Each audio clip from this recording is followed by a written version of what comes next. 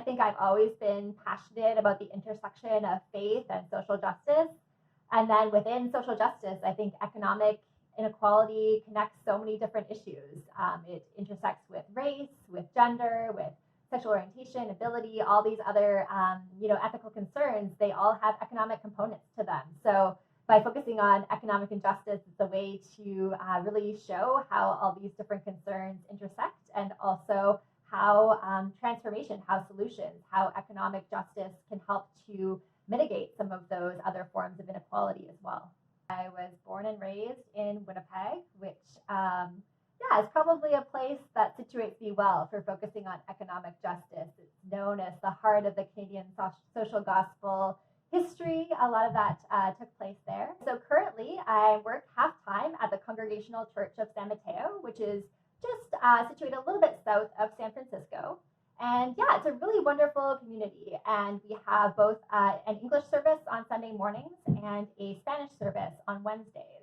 So it's really a community that I think tries to look at its neighborhood, look at the changing demographics, and find a way to bring together different populations who might not otherwise interact very much, and really has tried to find ways to build community, to engage in social justice and solidarity work together on issues of mutual concern, such as immigration justice and economic justice, and really to find a way to find what ways we can support and learn from each other.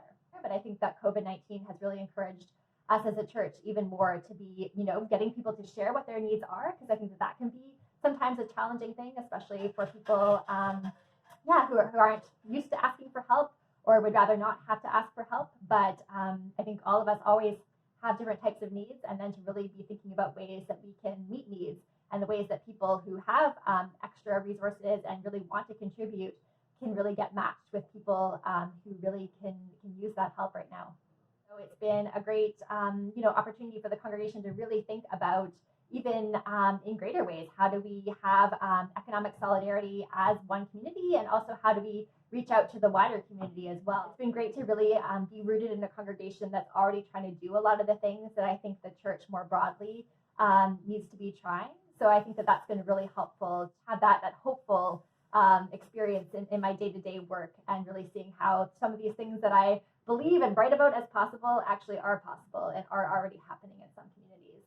A lot of us are just not in our usual patterns, and sometimes that can be a good thing, and it can allow us the opportunity to reflect, why have we been doing things as we've been doing them, and do we want to go back to the ways that everything was? I think a lot of us, have reflections in our personal lives, but then also more collectively as well, in terms of our society, and what is this exposing about the things that perhaps need to be changed and have needed to be changed for some time as well. So I think that this is a really important moment that we really think about critically, and make sure that when we're sort of getting ready for what comes next, that we do so really informed by what we've learned during this time. It's great to just know where you're situated. I love the idea of a vocation or call being where your deep joy meets the world's deep needs. So I think that being the change is about knowing what you're equipped to do, what you're well situated to do, and then seeing how that could intersect to meet a need that the world has. And maybe the world as a whole is kind of big or overwhelming, but it could be just a particular community as well. And just to find that match between what's going to give you life and bring you joy, and also what's going to help and serve others and serve the world.